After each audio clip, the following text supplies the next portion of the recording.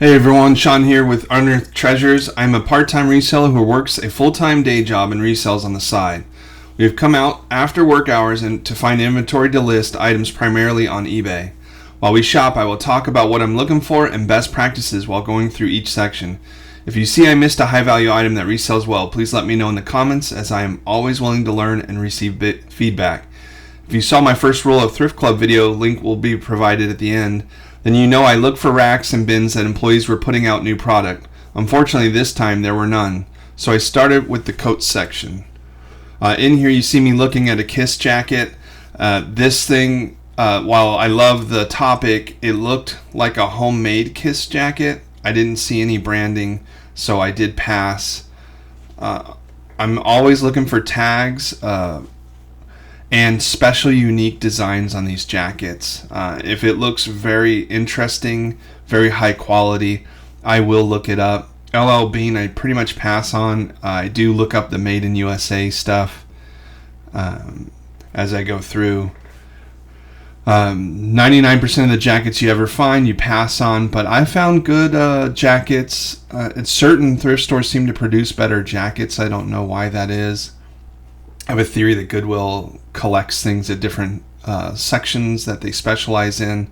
Here I'm looking at a Nike jacket. This is something I would typically pick up. I'm inspecting it. You can kind of start to see there's issues on this jacket. I would have looked it up if I didn't start seeing all the issues, because it does look like a nice jacket, a windbreaker. But there's these black spots and different other marks all over the jacket, so I do pass. Number one rule, outside of just looking for racks, right, is quality.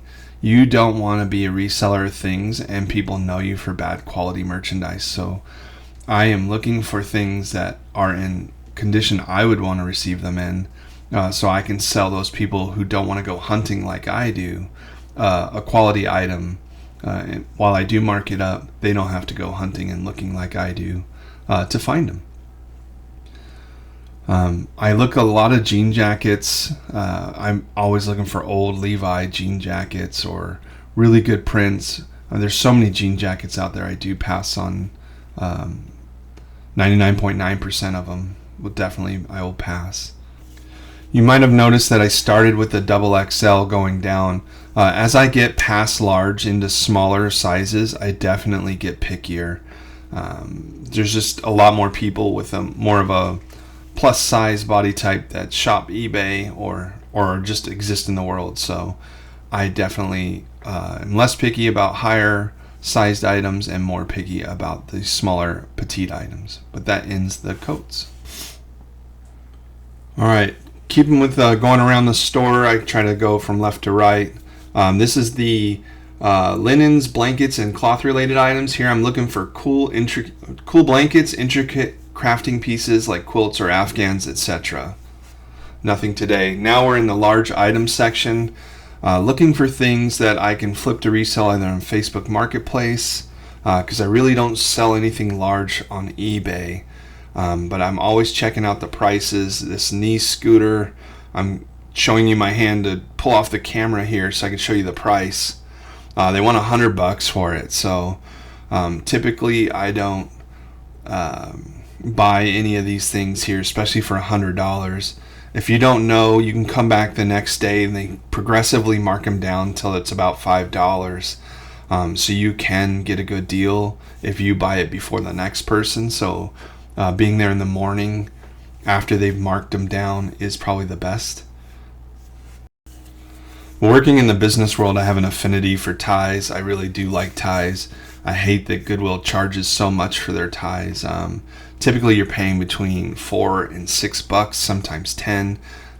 These ties really at top sell between $8 and $12. Every now and again I'll find a very designer related tie, and I think the most I've ever brought in is about $20 to $30 on a tie. And with my business rules trying to be more towards the $20 profit an item, ties are relatively out. But every now and again I'll find a very cool tie that's different than the rest that I just enjoy and appreciate, so I'll put it in my store and just earn a couple of bucks, because it's not hard to list, and if it's in really good quality I'll go with it. Here we're in the shirts. It's really hard to look at a whole rack of shirts and just walk down the aisle and try to pick out the cool ones. I'll tell you some of my best finds. The shirt was stuck in between two shirts. You really didn't see it. So you almost have to flip through every shirt to see the tag, the print, the quality, everything. So I just start from one end and go to the next, shirt after shirt after shirt, looking for the diamond in the rough. Something that I can make. Typically, I want to make around $20 in profit. With t-shirts, it's really hard. Polos, I really don't get the good polos in my area. But every now and again, I get good dress shirts that sell really well. And so that's really what I'm looking for mostly here is Western prints with the pearl snap buttons, very designer brand shirts. Anytime the cuffs, when the flip cuffs are different colors, I'll look those shirts up typically. Always looking for very intricate Tommy Bahamas. Here I'm helping out employees put the stuff back on the racks. I love anime type shirts. I go with my daughter to Comic-Cons and anime conventions, and so every now and again I'm looking for stuff she would like. Unfortunately, I'm in a really big section, and my wife will kill me if I buy her a triple extra large shirt because she'll wear it, and she doesn't want her to look like the baggy kid. And she has too much in her closet already with her dad being a thrifter. Some cool prints here. Queen looks like a concert shirt. I'm checking it out to see if it has the sleeves still on it. Doesn't really have much on the back, so it looks like something you might get at Hot Topic, not a concert shirt. I know I'm throwing it in the basket there. That's for me to look it up later, not look it up now while I keep flipping. I do put that back.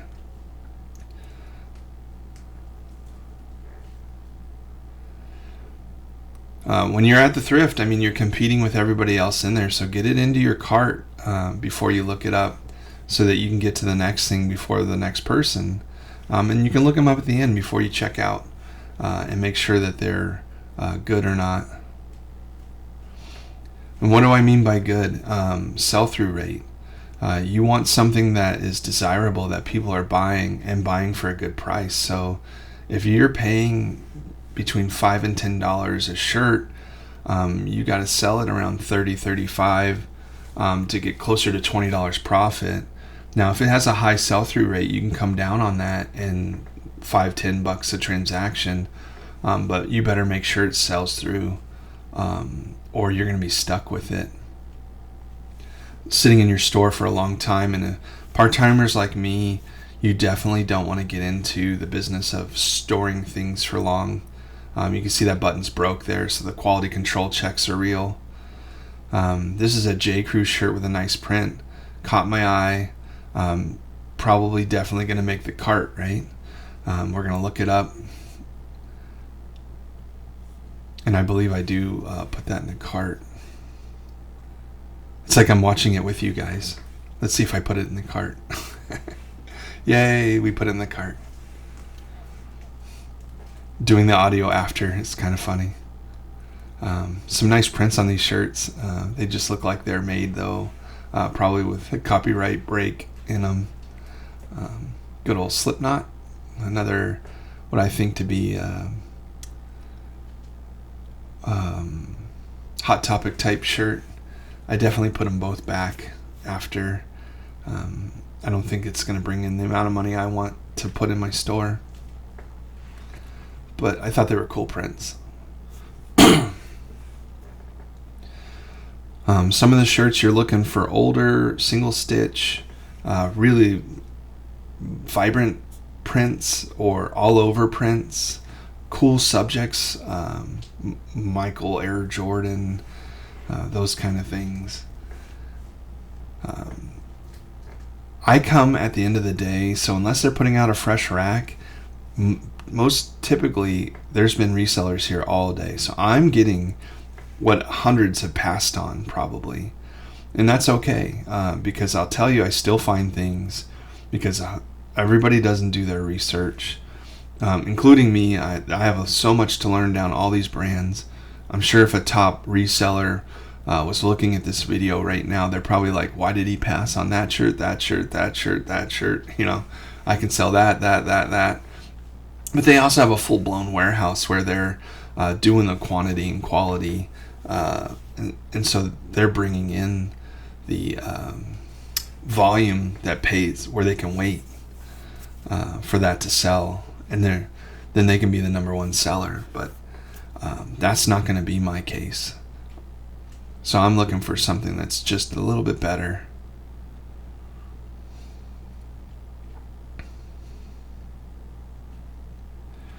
I love a good Hawaiian print. There's a lot of Hawaiian shirts out here.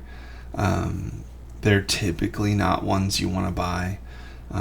There's very common Hawaiian brands. So you just want to stay away from most of them, because they're just ultra common. Even,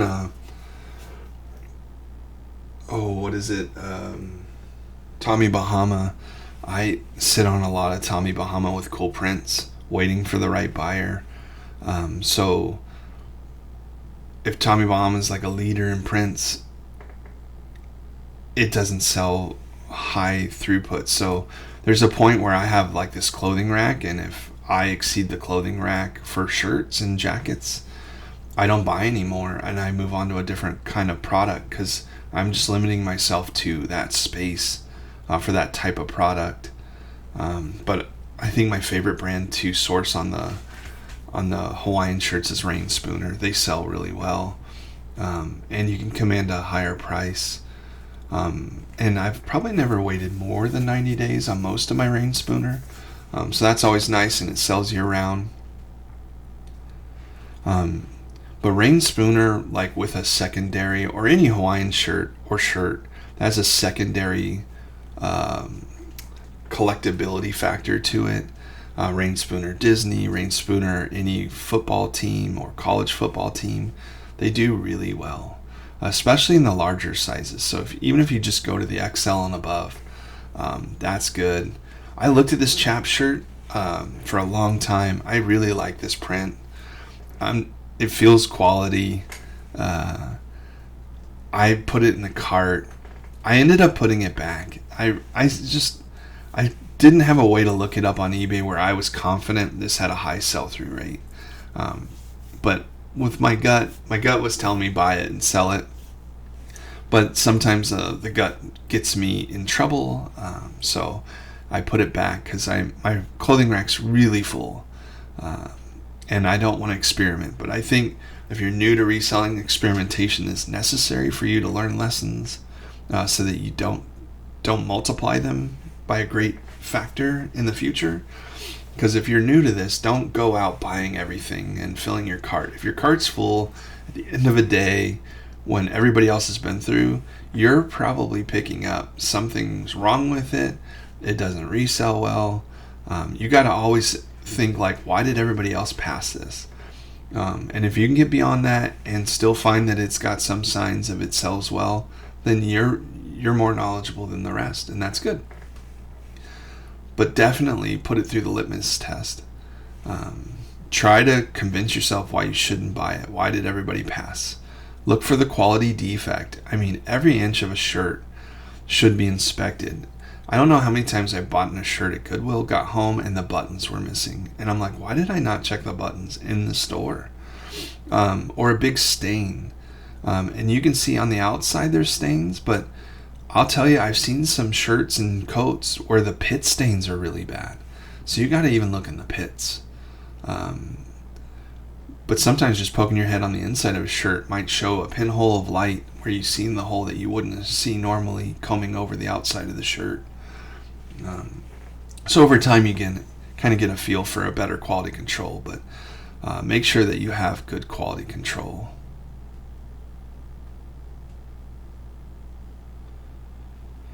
Lots of just plain Jane polos here. Not much to see. New with tags. I still with new with tags. I don't get them unless there's something I was going to get anyway. New with tags just means I can command maybe a little bit of higher price. but I'm still not thinking I'm going to get retail price. My rule of thumb is if I'm about 50% of retail with an item, that's probably where I can sell it at. But if you can go onto eBay and look at the sold completes, then you can definitely put your pricing right around where it's selling for that like item. And if that's near 100% of retail or triple what retail was, because it's now a very rare collectible iconic shirt, then do that. But if I don't know anything and I don't have much data, I'm assuming it's a 50% of retail at best. That helps me with my math to see if it's worthy of sinking my dollars, because everything I buy here, I'm sinking dollars that I don't have to buy the next thing, hoping to turn a profit. So if I spend $6 right here on this shirt and then I sell it for $12, I already have eBay fees coming out of that. So I'm gonna probably make $2-3 on it, but I sunk $6 originally in it to make $3, and I'd rather have it the other way around, where I sink $6 and make $18. That gets into another topic of what I typically like to do is buy stuff for 1/10 of the cost. So when I'm at garage sales, swap meets, I really like to buy things that are 1/10 of the cost. And I'll tell you, Goodwill's not the place if you want it for 1/10 of the cost. I think their method is they put it 1/3 of the cost of the market. And that's based on the person who's looking it up, and they're not always great at that. So sometimes they're pricing it at market and don't even know, or higher, because they don't even know what model they have. And sometimes that works in your favor because they don't know the price of the market and they didn't see that there was one. So you're always hoping that you're better than the person at the Goodwill behind that's pricing it. But back to the 1/10 of a cost, if I want to double my money, and here's a silk Tommy Bahama shirt. These are what I'm looking for. Silk sells really well. So does embroidered.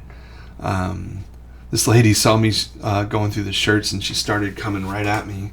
I'm not sure why she did that, but I think she eventually goes away. But I was just like, are you going to wreck right into me? But I put that shirt in the cart. But 1/10 of the cost, when you go to resell these things, a percentage doesn't sell. When you go to resell these things, you got to give money to the platform you're using, and typically eBay's my platform, so I can assume I'm losing 30% roughly to eBay off of my sell price. So that's how I'm doing the math is, if it sells for $100, I need to get it for $10. And just knowing that I might have bought an item that doesn't sell, or I might have to let it go at a very much lower cost to get it to sell. And for $8 on that shirt, that's right around the range of my comfort zone. $9.99 is about the highest I go, but there was one I bought the other day for $13.99. I mean, Goodwill is really trying to up their prices as much as resellers will buy, but I think it has to be a rare, embroidered, really cool, super good print silk to be paying $13. But if I know I can sell it for $35, $40, I'll pick it up. More shirts. This place is full of shirts, so you're starting to. And they've rearranged them. They used to have polos separated from long sleeves, separated from t-shirts, and now they've put them all together. And for whatever reason, I don't mind it so much. It's just, if it were separated, I would skip the shirts for the most part, if time, because I get to the thrift about 6, and I have to get out by 8. So I have 2 hours to comb a whole store and to find things that I can resell. And I know people say specialized, but see, that's a missing button there, that quality control check. Being a reseller that with limited time, I have to use what I can get. And so if I have 2 hour window, I'm got to be more of an everything seller, and I buy storage lockers and resell all the things out of it, and that's helped me become an everything reseller. So the more I find in a storage locker, the more things I research and find out what value they are, and I've sold them once or twice. That makes me more confident to look it up, pick it up. This one I looked at and I really liked it. It was that 90s kind of coloring print. I think it's a Van Heusen, so it's not the brand of brands. If that was more of like a Hilfiger or something, I think I would have bought it blindly without even looking it up. I ended up putting that back. I don't know. Tell me in the comments. Did I mess up? Was that something I should have picked up? I just didn't get the feeling I could make more than $20 for it. And I think they wanted about 7 or 8. But I definitely did put that back. Yeah, the game is to find as many as you can and make your trip worthwhile. So you got to do this. You got to source it. You got to list it. And then you got to ship and pack it and make money more than what I would say a minimum wage would be to go work at a local store. The beauty of, and I always buy shirts like this one, if they have like an embroidered logo on them from a business, I typically will buy them. Unfortunately, in this case, I didn't know what the embroidered logo was. I just didn't see any. I put it in the cart to look up later, but I ended up putting it back. The logo was unidentifiable. And so, but I mean, if it said like Chick-fil-A, it's going in the cart. If you find a brand of shirt that is from any type of corporate organization, food chain, that there's a lot of employees still working for that organization, it tends to sell within 90 days, especially if you make it at the right price. I find United Airlines sweatshirts, all kinds of United Airlines shoes, and they all sell really well, and for a better price. So definitely be on the lookout for like workwear within these.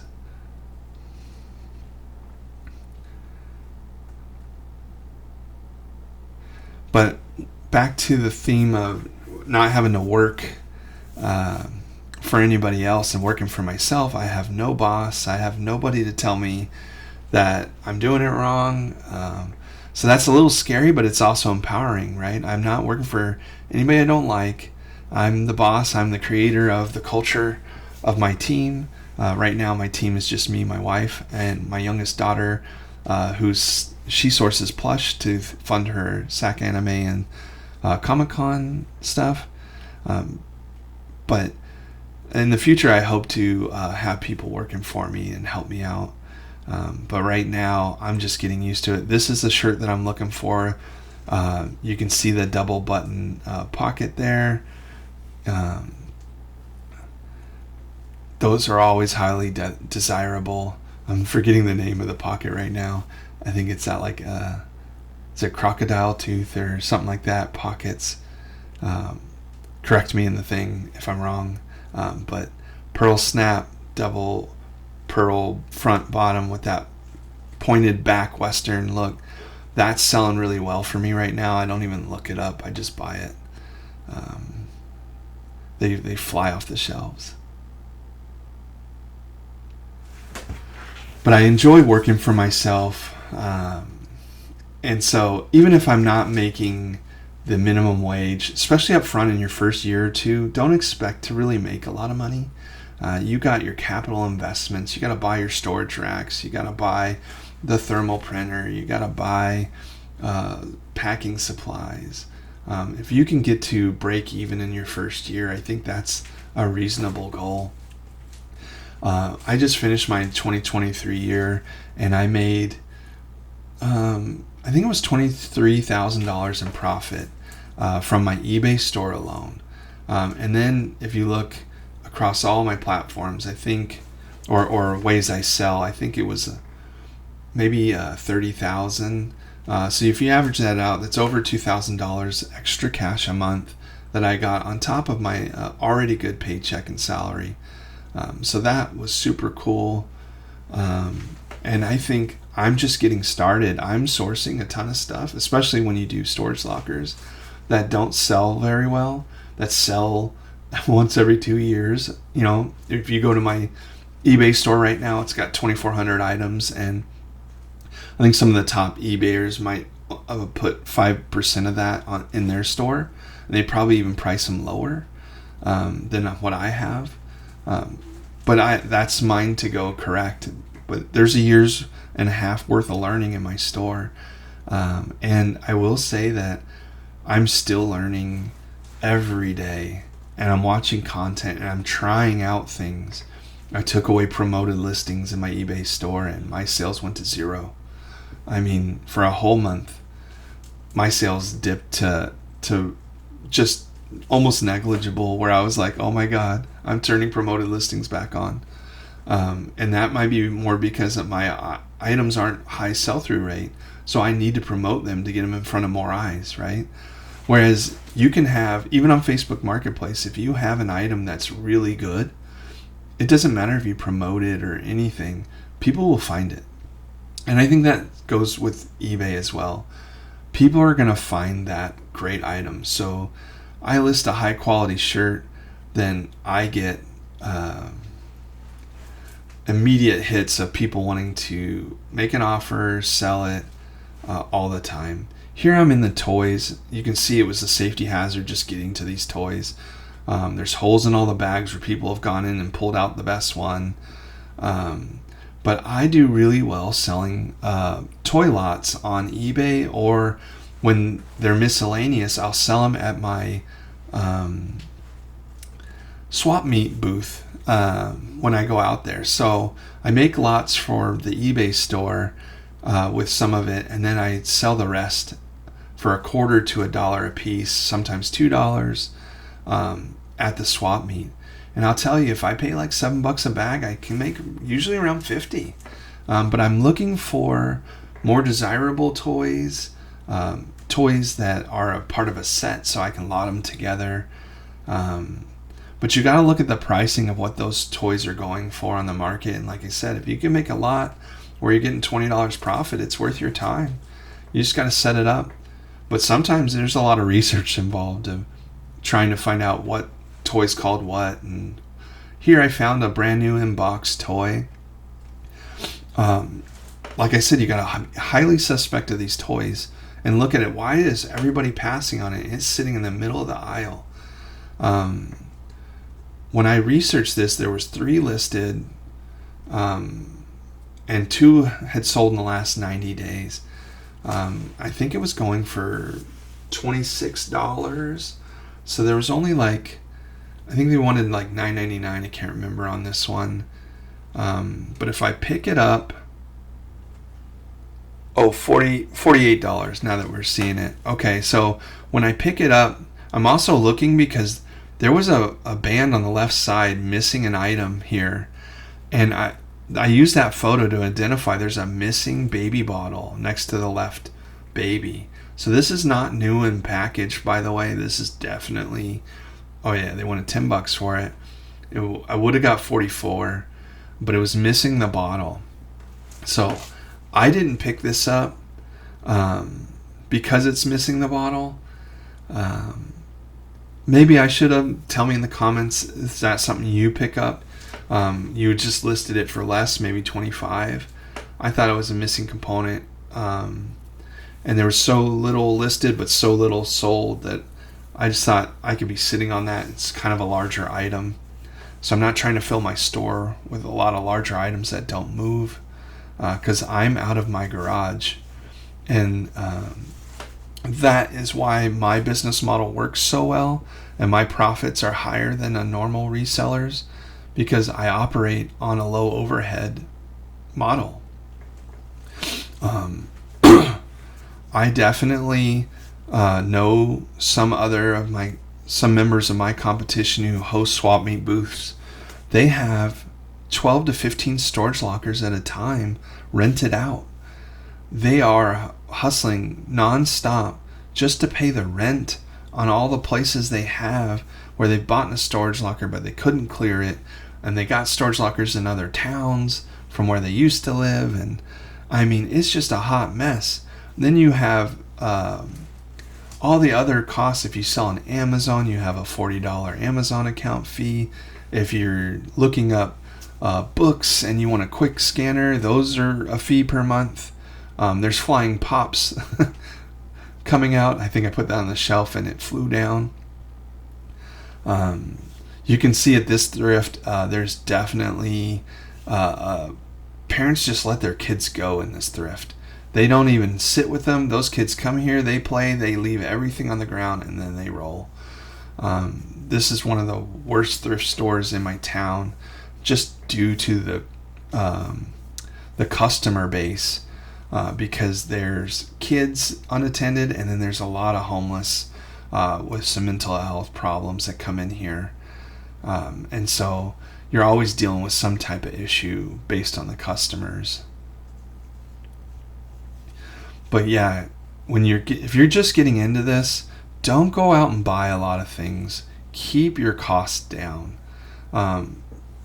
If you want to grow and expand once you've proven you can make the money. Don't go out and buy a trailer, buy a storage facility, storage unit, and rent it out. You don't have to do all that when you're starting out. Practice just selling stuff out of your own home, like everybody says, and nobody does, right? But I can sell stuff out of my home right now, and my kids and my wife are always watching me because they're like, is he going to sell my stuff? And that's a good thing that they know, because sometimes they do bring me their stuff and they're like, can you sell it and give me the money? And of course, friends and family deal, I definitely will do that. But I just love to learn how to resell things. I'm evaluating this blow up Hocus Pocus thing. They wanted way too much money for what it was selling for. And during Christmas, everything has a good sell-through rate. But it might not sell really great until next year at Christmas time. So I'm not picking up everything Christmas, but I do like to pick up Christmas year-round. It just has to be special Christmas, more collectible. If it doesn't have a barcode, I'm looking at it. We'll talk more about that in the Christmas aisle. You can see I pick up plush. I'm not a big fan of plush anymore. I used to be. You really gotta sell it a lot to get them to sell on eBay, and they take up so much space and they don't sell through that well. So I've really stopped picking up plush. I even had to hold my daughter a little bit because we were just getting so much plush in the garage and they weren't selling really well. And there are times where they pick up in their sales and then they drop off again. And that's probably because I'm not listing physical plush all the time. I was looking up this Eeyore. I sold an Eeyore already, so I know that people love Eeyore. I'm trying to find out what the price is and if he's worth a pickup. But I eventually do put him back. He did not go for that much money to be worth picking up. But if I would have got him out of a storage locker, I would have sold him in my store. He's cute, and we love him. Here we're in the Christmas aisle. I love Christmas stuff. I always go for the Christmas aisle. I think it was my first storage locker. I found a lot of rare vintage Christmas and I sold it for dirt cheap. And everybody who came to my door was like, I hate to tell you this, but you're selling some really good stuff for nothing. Because I think I allotted it in a bin for like $20. And the lady's like, you can call me anytime, but I'm just telling you this stuff's really valuable. And I know me telling you this is going to cause you to resell it and not call me. And sure enough, she was right. I started looking up some of the stuff and I had let go of some very rare, expensive Christmas items that sell really well. So now I'm a student of the Christmas. I love to go through and find very vintage Christmas items that people want. I will tell you, I pick up a lot of lights. There was a period where I picked up a lot of lights. And I'm stopped doing the light pickup because they end up sitting at my house not selling really well or taking really too long to sell. I always look for these Advent calendars. That one's missing a box, unfortunately. But Advent does sell pretty well. So I'm always looking for that. I love nutcrackers. I'm more looking for the Germany type nutcrackers, not made in China or sold at Target. Because I know there's a market for the older, more German nutcrackers. You're going to see a lot of things like dolls that move, and I've sold those. I bought them and sold them from Goodwill. Take them to the electronics section, plug them in, make sure they work, but also see that they're selling for good money and that people are buying them for that model. You're going to have to look up each one specifically. If you don't know how to look it up, you got to learn how to use the Google image search. It's so easy to put Google app on your phone, click the camera button, take a photo. It'll bring up that item if it's in its photo database usually. Then you can copy the description, paste it into eBay, and you can find the eBay items listed. Look to see how many are in that. If there's 100 being sold right now of that Christmas item, you want to go through and check sold complete, in the filter, and see if 100 have sold in the last 90 days. If not, you're competing. See that angel over there? That's the kind of thing I'm telling you about. It's like Santa and Mrs. Claus and angels are typically in these boxes. I like to pick up the stuff that's in the box. You can see this poor Easter bunny didn't make it. He's missing half a head. Kind of looked like a Salvador Dali painting. That's why I picked him up. I was like, oh, that's kind of cool looking. But he was just broken. There's a lot of quality control in here. You got to get in there and you got to look to make sure it's not damaged or broken. I like picking up, just like the toys, big lots of ornaments. If they're selling a bag full of like Western themed ornaments for $6.99 and there's 20 to 30 pieces in there, you can guarantee you're going to get about $5 a pop on those ornaments if they're in good quality condition. And you can lot them together too. So that $5 can turn into $50 to $100 pretty quickly. Especially the more unique the ornament, the better. The homemade, dirty looking, chipped, missing paint, those don't really go very well. Your Hallmarky ones are really hard without the box, and even with the box they're hard to sell. And they're asking too much money at Goodwill for them anyway. Here's the vases. I'll tell you, I don't resell vases at all. I wish this is a needs improvement area for me. I'm really secretly just looking for tiki mugs. I don't know how many times I found a tiki mug in the vase section. So I'm looking for something unique that's got a lot of like three-dimensional imagery on it, or is looking super old to see if I can find something ultra rare.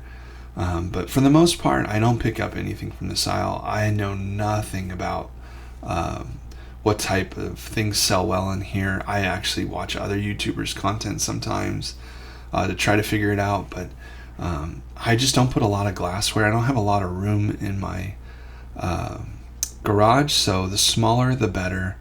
I do like cups and glasses and coffee mugs. The mug life, right?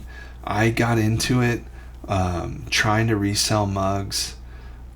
I first started with books, but then mugs. But now, after a while, I like to sell sets of glasses that are rare. I like to find them in the box, though. If there's a box of 4 from let's just say like a Hawaiian brew pub that's no longer there, those will sell really well. And they're already in the box, so they're easy to ship and pack. People trust that it's the real product. And so that's what I'm looking for when I'm in this section. When I'm in the mugs, potbelly mugs seem to sell really well with cool prints. So if I see a potbelly mug, I'll pick it up. I'm looking for cross collectability. I'm looking for very unique mugs that aren't common. Let's say a drug prescriber type prescription mug. The old B-52 something military mug. Something unique or very vintagey. I'll tell you, Disney, Starbucks, they're very common. I do sell Disney and Starbucks mugs, but when you get into the common range, they sell for like $12 to $8, and you're buying them for sometimes $3 to $5 depending on your thrift. If I got it for free out or near free out of a storage locker, I'll sell it. But to come in and pay $3 to make another $6 typically is not my business model for breakables. This thing caught my eye. I was looking at it.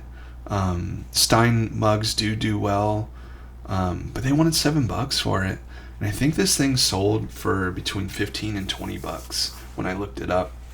So I definitely passed. I am a media seller, so I like books. I like cassettes, CDs, and records. Records was probably the last I added to that list because of the fear factor of not knowing much about them.